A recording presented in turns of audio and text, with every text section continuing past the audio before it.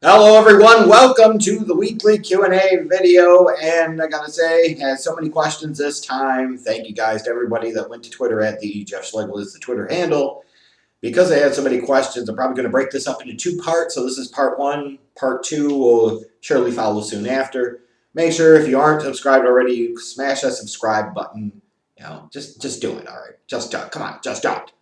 Alright, so let's go ahead and get started.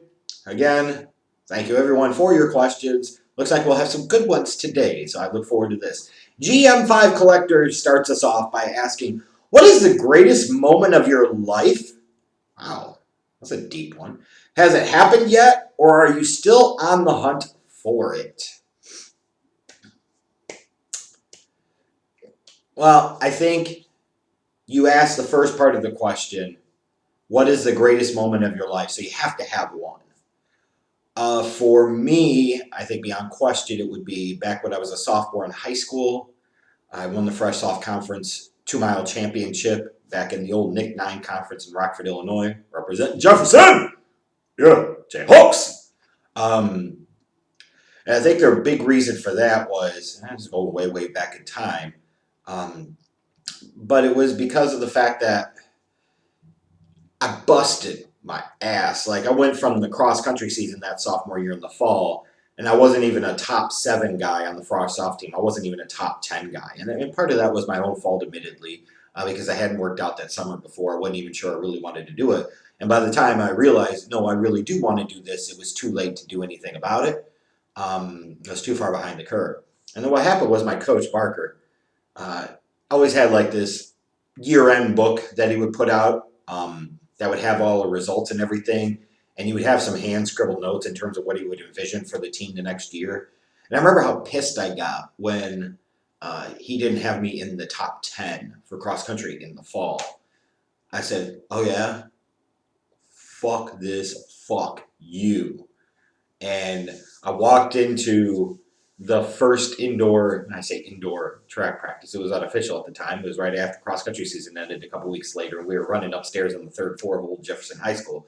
We're walking in and telling dude, I said, I'm going to win the Fresh Soft Conference 2 Mile Championship this year. Period.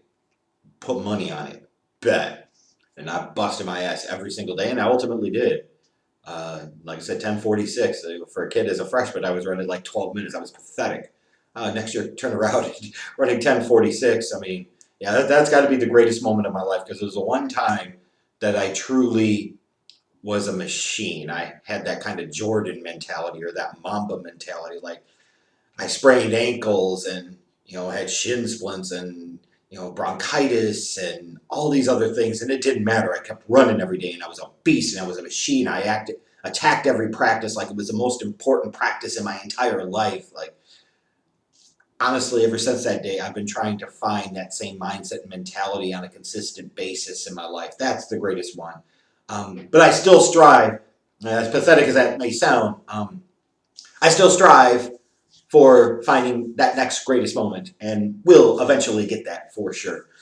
Braden Smith 14. Was Michael Sam blacklisted from the league, or was he just not capable of being on a 53-man roster or practice squad for anyone?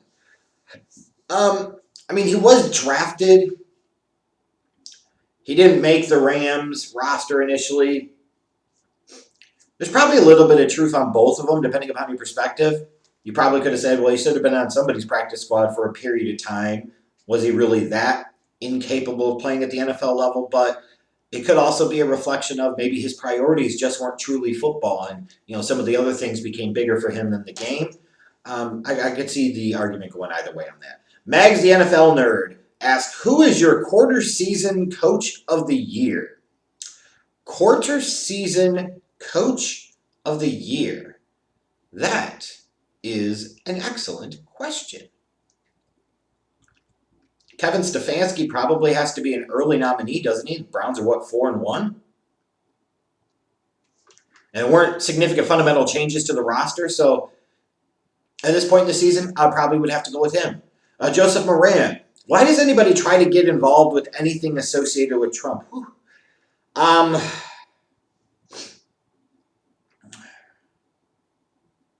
don't know if I want to touch this question, but I will.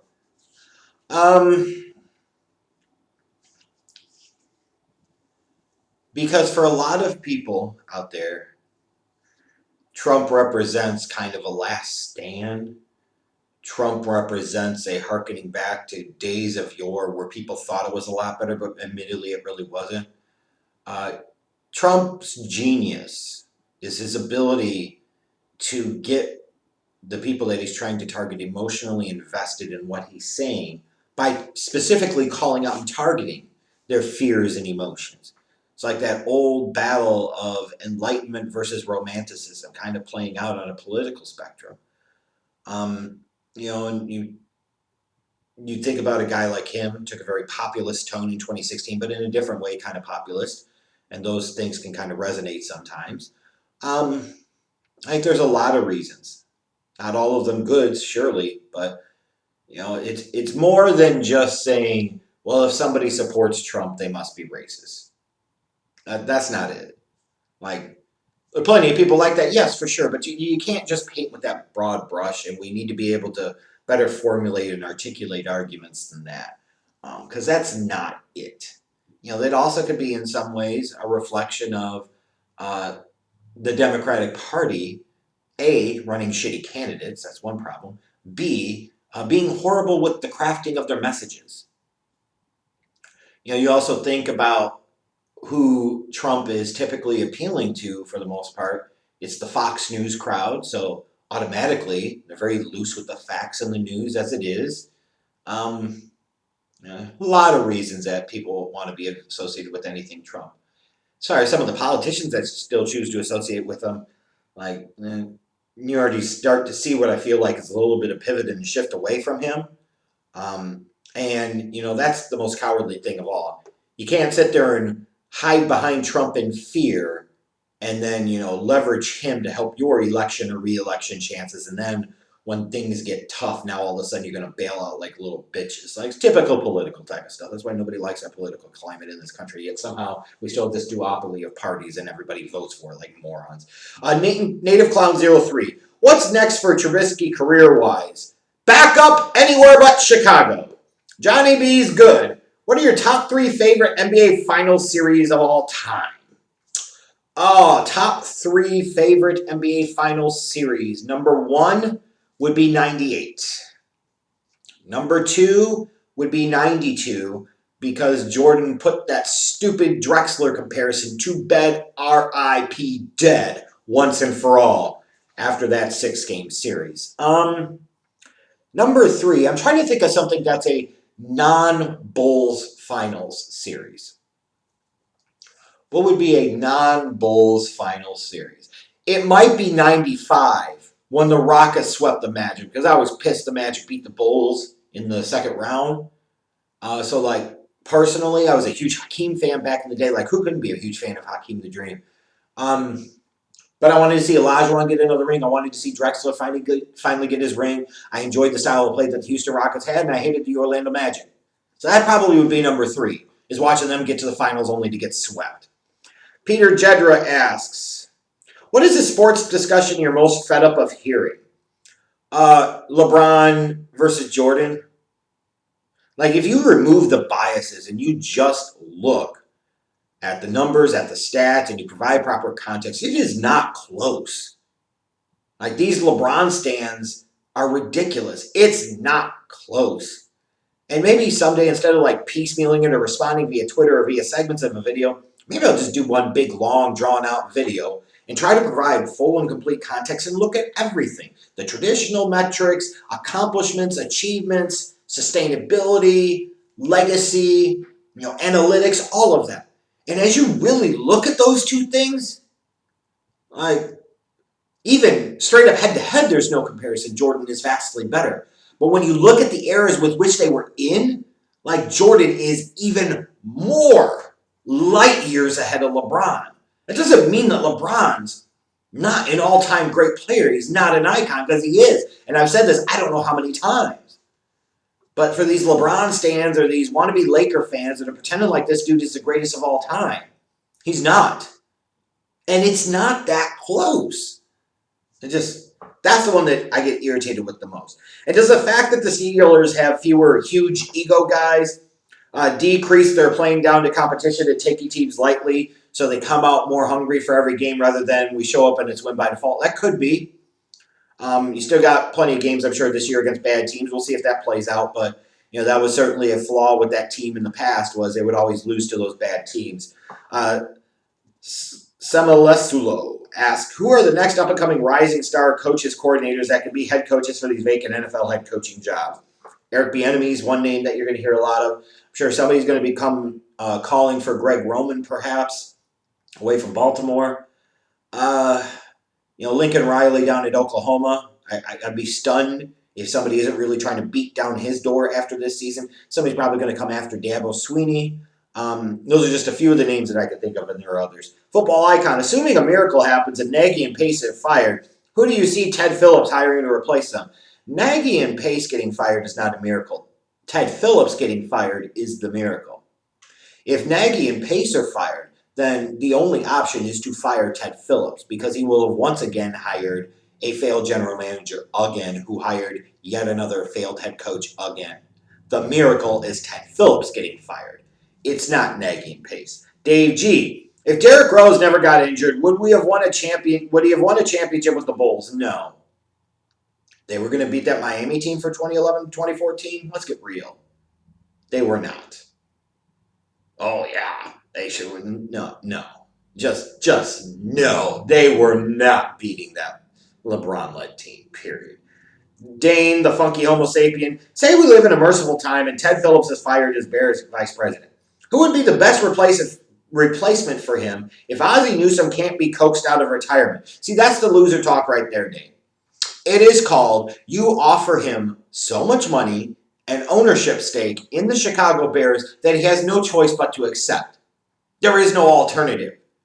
If you want to be big time, then there is one big time move to make, and that is it. There is no alternative. No, well, that's the typical type of defeatist mediocrity of the midway mindset that we need to get out of. It is Ozzie Newsome or effing bust, period.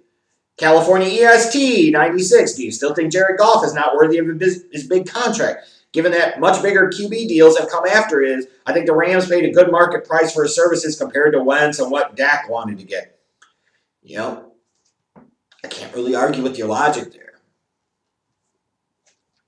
Especially when you see some of the other quarterback deals, it is maybe a good reminder again to say, I still don't think Jared Goff is that level of franchise dude, but based off of what the market conditions indicate, that's about right what they paid him. You know what I mean? You have to provide the full and complete context here, I guess. So, yeah, it's a good point. You're right. I'm wrong. Jack Duncan, how many more Super Bowls do the Cowboys win if Jimmy Johnson stays in Dallas? I think that's a little narrow-minded way to think of it because you have free agency coming into the fold in the NFL. So I don't know if they win any more Super Bowls than they already did. They won in 92 and 93 with Jimmy there. Didn't win in 94. Lost to the 49ers in the NFC Championship game. And then came back in the 95 season with Barry Switzer in his second year at the helm and won the Super Bowl. That's probably about what would have happened. Maybe the only thing you could have hoped for is maybe they would have found a way to get back in 94 and win it all. And maybe they could have. But they wouldn't have won a whole decade's worth of Super Bowls. That's just fantasy. Craig HNIC.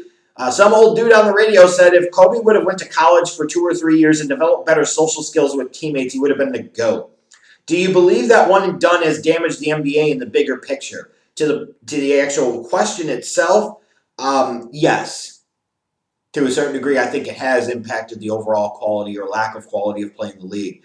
As far as to the first part of your statement and what that other person said, that is one of the dumbest things I have ever heard.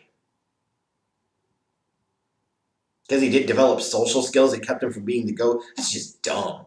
Slim Gator, if you were the Falcons, do you go full rebuild or do you ride Matt Ryan and Julio for one last ride? I'm really torn on this. I feel like trading one of our older stars is what's best long-term, but at the same time, I feel like this team is a few players away from getting back to the Super Bowl. You're probably more than a few players away from the Super Bowl. You probably need to stop deluding yourself. You're 0-5 for a freaking reason. You need a little reality check. If Julio returns you a first-round pick in return, you probably got to make the deal. If you can find somebody desperate enough to give you maybe 2 second rounds or a second and third round pick for Matt Ryan, you probably need to do that deal. You are not close. You are not 2 or 3 players away. Stop living in that fantasy world, and you know I'm right. If it makes sense, the best thing for them to do would be to dump those guys and trade them, rebuild, start all over. Splash Bro Kieran, how do you feel about analysts who make careers off of bashing players and calling them sensitive, but get sensitive when said players call them out? I'm sure you're talking about like the Skip Baylesses of the world and other folks, and maybe Stephen A. Yeah, you could sit there and say, well, they're punks or they're wusses, but they've got 2 commas in their yearly salary. Who cares? Like, really? Like too often we're all caught up in the perception of morals and everything else, and that's just stupid things that poor people do or people that aren't as successful do. Like this is a very ruthless, cutthroat world, and what do I care if anybody likes me or not if my yearly salary has 2 commas in it? I'm a millionaire many times over. Who gives a shit? How would I sleep? Very well, thank you, in my mansion every damn night. You know what I mean? Like, who cares? And frankly, the players getting mad at it, they should just be ignoring it anyways. Because they're also millionaires who shouldn't care what other people say. They should be able to sleep very well at night. And then S-Cowboy17 asks, would it be a mistake for the Jets or Giants to take QBs early in 2021? I don't know that that's the right way to phrase the question, because if they're in a position where they're picking in the top 3, then if the right quarterback is there, they probably do need to take him. The more important question is, will the Jets or the Giants be a good situation to bring another young quarterback into? And that is a different conversation. And the answer is, based off what we're seeing recently, I don't know about that. Especially if it's the Jets. Maybe the Giants, you could argue, well, Daniel Jones just isn't very good. So maybe you bring in a better quarterback into this situation, then it won't be so bad. That could be true and valid. For Sam Darnold and the Jets, Darnold's kind of up and down, but he flashes at times. So you see some potential there. But then you just look at the dumpster fire that is that organization as a whole. I don't know. I think that's a more important question. Not whether it would be a mistake for them to take a quarterback. It's, will they be a good situation for a young quarterback to come into?